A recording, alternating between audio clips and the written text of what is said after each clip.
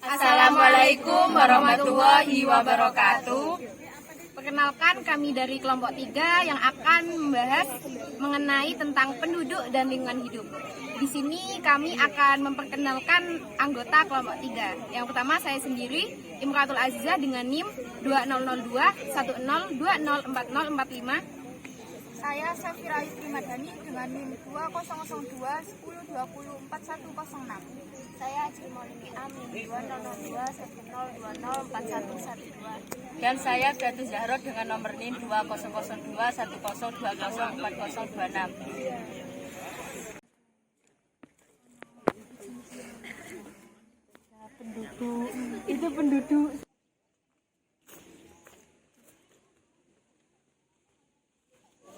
Assalamualaikum Ibu, mohon maaf saya izin. Kalau Kak, kami boleh bertanya. Halo Kak, kami mau izin tanya terkait lingkungan sekitar sini, boleh? Boleh.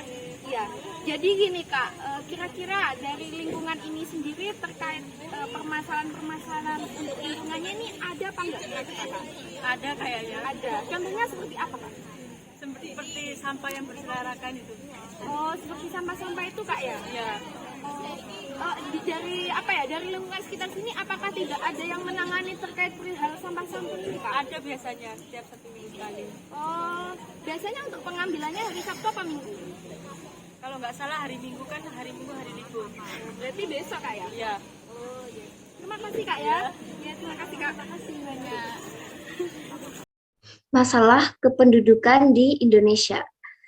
Nah, mengenai masalah kependudukan di Indonesia, apa itu penduduk? Penduduk suatu negara atau daerah bisa didefinisikan menjadi 2. Yang pertama yaitu orang yang tinggal di daerah tersebut, dan yang kedua adalah orang yang secara hukum berhak tinggal di daerah tersebut. Dalam sosiologi, penduduk adalah kumpulan manusia yang menempati wilayah geografi dan ruang tertentu. Selanjutnya adalah mengenai transfer penduduk. Transfer penduduk adalah istilah untuk negara yang mewajibkan perpindahan sekelompok penduduk dari kawasan tertentu, terutama dengan alasan etnisitas atau agama. Berdasarkan estimasi yang diterbitkan oleh Biro Sensus Amerika Serikat, penduduk dunia pada 7 Juni 2022 pukul 8.04 waktu Indonesia Barat, jumlah penduduk dunia mencapai 7,9 miliar jiwa. Dengan negara yang penduduk jiwa terbanyak adalah Cina dengan jumlah 1,4 miliar jiwa, kemudian disusul oleh India 1,3 miliar jiwa, dan yang ketiga adalah Amerika Serikat 332 juta jiwa, dan yang keempat adalah Indonesia 277 juta jiwa, dan disusul Pakistan, Nigeria, Brazil, Bangladesh, Rusia, dan Meksiko. Pertumbuhan penduduk mempengaruhi secara langsung upaya peningkatan mutu pemanfaatan secara langsung sumber daya manusia. Pertumbuhan penduduk adalah sumber utama peningkatan sumber daya manusia yang memerlukan pembinaan, pengembangan, serta pemanfaatan. Dalam hubungan ini, adanya pertumbuhan penduduk relatif masih tinggi mempererat tekanan terhadap sumber daya alam dan lingkungan hidup serta mempersempit usaha menciptakan keserasian sosial. Lingkungan hidup. Hubungan antara manusia dengan lingkungan hidupnya bersifat sirkulasi. Manusia mempengaruhi lingkungan dan begitu juga hidup manusia juga sangat dipengaruhi oleh kondisi lingkungan hidupnya. Lingkungan alam dibagi menjadi lingkungan fisik dan kimia. Lingkungan biologi dan lingkungan manusia meliputi bentuk sosial, ekonomi, dan sosial kebudayaan. Sedangkan UU RI No. 32 tahun 2009 pasal 1 menjelaskan lingkungan hidup adalah kesatuan ruang dengan semua benda daya keadaan dan makhluk hidup termasuk manusia dan perilaku yang mempengaruhi alam itu sendiri, kelangsungan perkehidupan dan kesejahteraan manusia serta makhluk hidup lainnya, dan juga lingkungan sosial serta budaya yang berada di sekitar manusia yang mempengaruhi hidup manusia. Yang pertama, pengelolaan lingkungan hidup. Dalam pengelolaan lingkungan hidup ini tercantum pada Undang-Undang tentang Perlindungan dan Pengelolaan Lingkungan Hidup pada bab 1 pasal 1. Masalah dan pengendalian lingkungan hidup yang pertama yaitu pencemaran lingkungan, dan yang kedua pengendalian pencemaran. Mengenai pencemaran dan penanggulangan pencemaran, dalam pasal 17 UU LH menyatakan bahwa ketentuan tentang pencemaran dan pengulangan perusakan dan pencemaran lingkungan hidup beserta pengawasannya yang dilakukan secara menyeluruh dan atau secara sektoral ditetapkan dengan peraturan perundangan. Dengan melihat kepedulian pemerintah dalam hal menyelamatkan lingkungan hidup, maka masyarakat pun harus mendukung sekaligus mengontrol dari pelaksanakan berbagai kebijakan itu. Sebab yang demikian inilah disebut sebagai partisipasi dari kesadaran. Nah, dari permasalahan tersebut dapat dilihat ya, bahwasanya banyak sekali permasalahan-permasalahan yang ada di lingkungan kita. Nah, ini merupakan bentuk permasalahan yang ada di lingkungan sekitar kita. 5 Juni diperingati sebagai Hari Lingkungan Hidup Sedunia. Ironis, kondisi laut Indonesia kini berada dalam situasi kurang beruntung. Beberapa titik sudah jadi tempat pembuangan sampah. Koresponden lingkungan Silvano Hajid mengajak kita untuk melihat apa yang terjadi dengan laut Indonesia selama setahun terakhir. Fenomena sampah kiriman yang terjadi hampir setiap tahun ini mencapai 25 ton per hari. Setelah Pantai Kuta diserbu sampah kiriman, kini giliran Pantai Sanur dan pantai lain yang dipenuhi sampah. Kurang dari 5 menit, saya sudah menemukan sedotan plastik sedemikian banyak. Nah, bisa kita ketahui ya teman-teman, bahwasanya penduduk Indonesia ini semakin tahun mengalami banyak peningkatan. Nah, bisa kita lihat pada gambar tersebut bahwasanya dari adanya pertumbuhan penduduk yang semakin tahun semakin meningkat, di sini akan timbul berbagai permasalahan-permasalahan yang ada dalam lingkungan masyarakat. Seperti yang sudah terdapat di video tadi, bahwasanya salah satu permasalahan tersebut yaitu permasalahan adanya limbah sampah.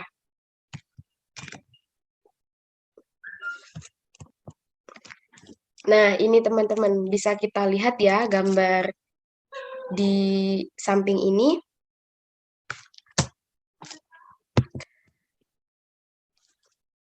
Nah, bahwasanya teman-teman kemarin itu saya tuh melihat ya, saya tuh sempat membaca sedikit di berita Radio Jember bahwasanya di Jember sendiri kesadaran akan sampah itu masih sangat parah, teman-teman.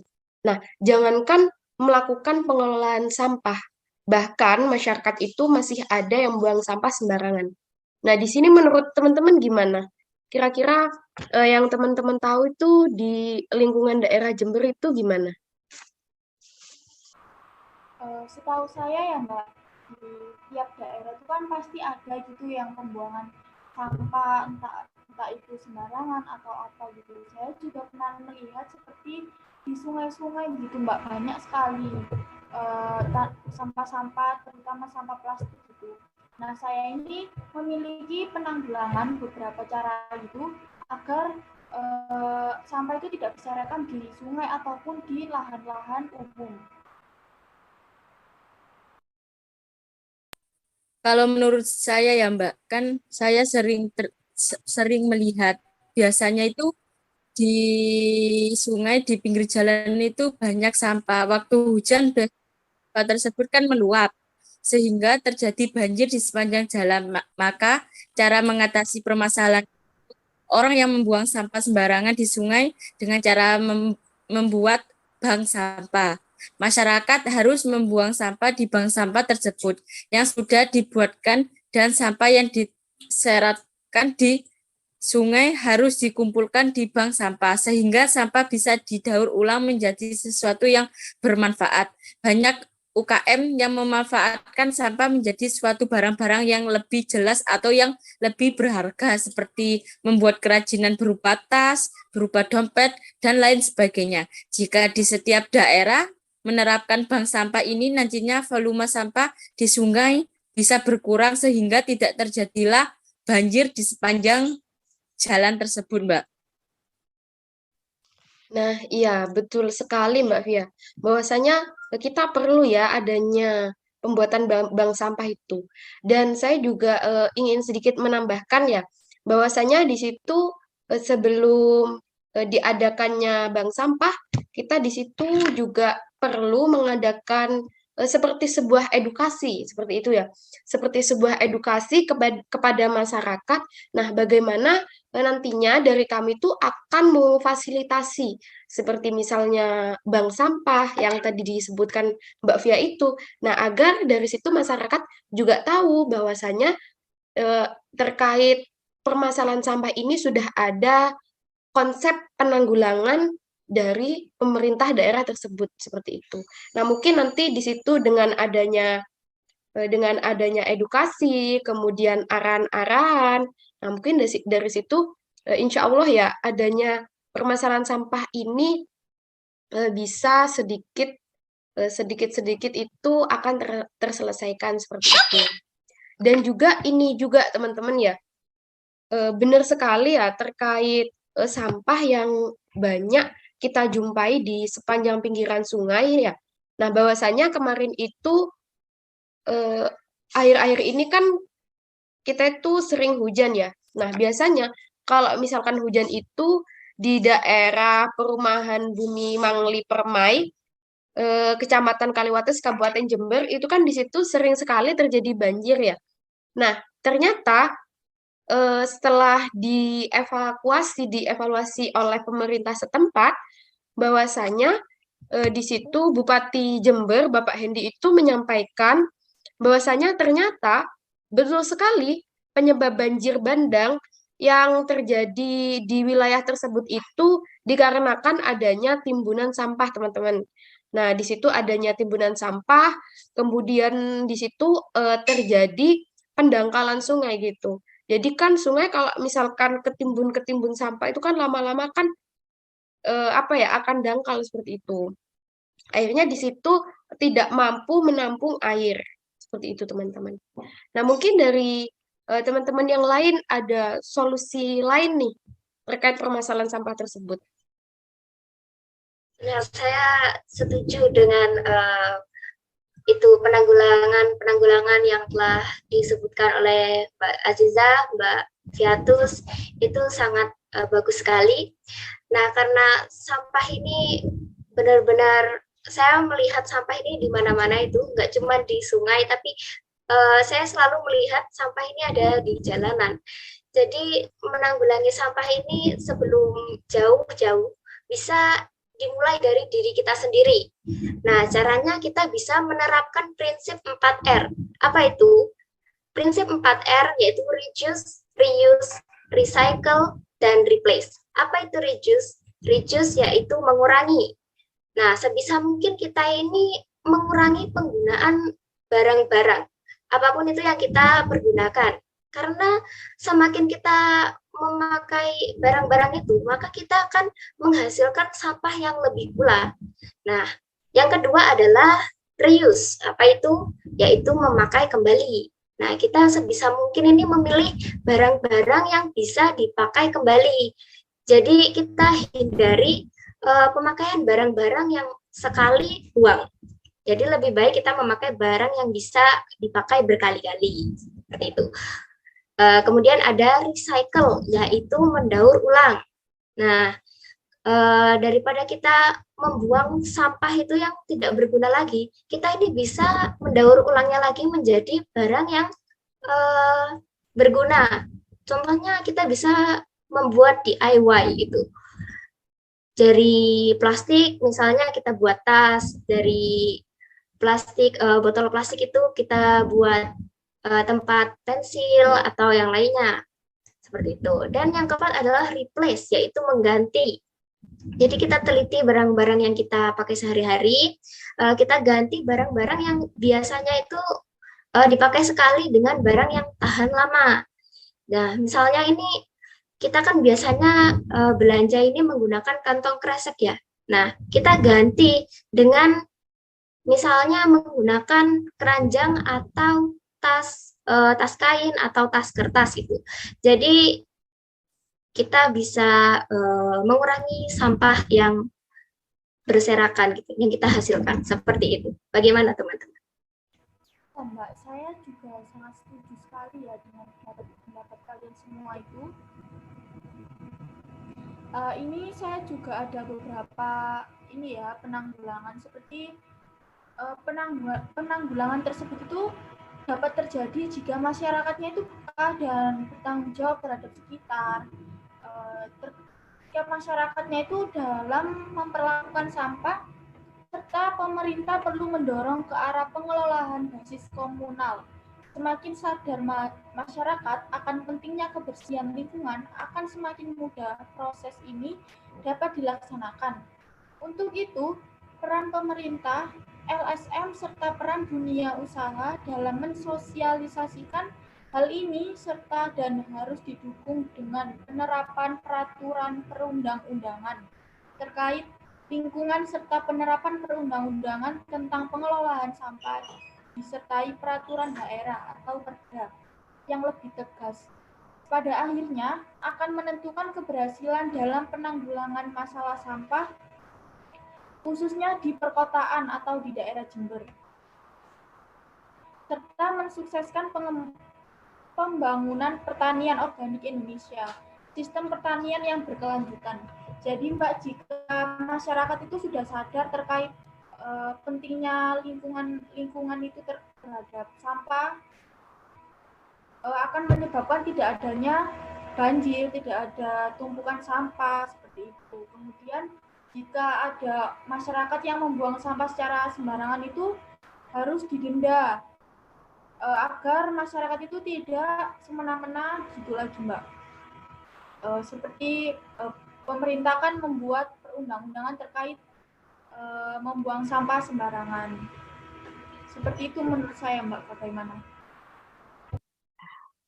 Ya, betul sekali teman-teman.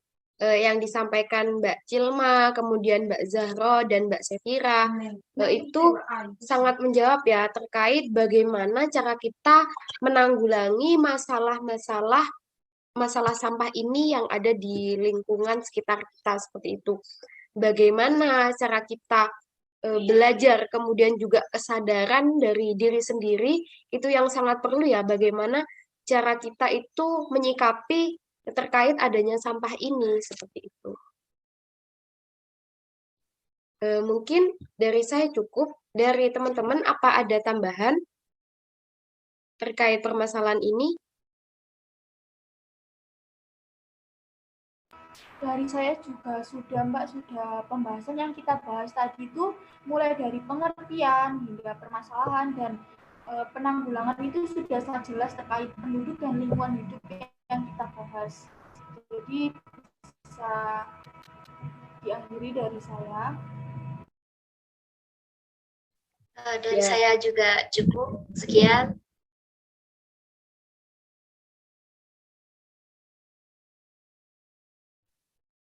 Ya, terima kasih kembali ya teman-teman atas diskusi kita pada saat ini ya. Semoga dari diskusi kita ini bisa menyelesaikan terkait permasalahan-permasalahan sampah yang ada di lingkungan kita masing-masing seperti itu. Sekian, terima kasih. Saya mewakili teman-teman juga, saya sampaikan. Wassalamualaikum warahmatullahi wabarakatuh. Waalaikumsalam warahmatullahi wabarakatuh.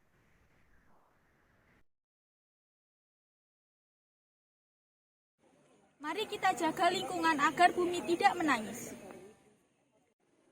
Lingkungan yang terjaga kebersihannya membuat hidup Anda sehat. Jangan membuang sampah sembarangan karena itu menimbulkan masalah kerusakan bagi lingkungan. Jagalah kelestarian bumi untuk generasi kita mendatang. Salam Indonesia.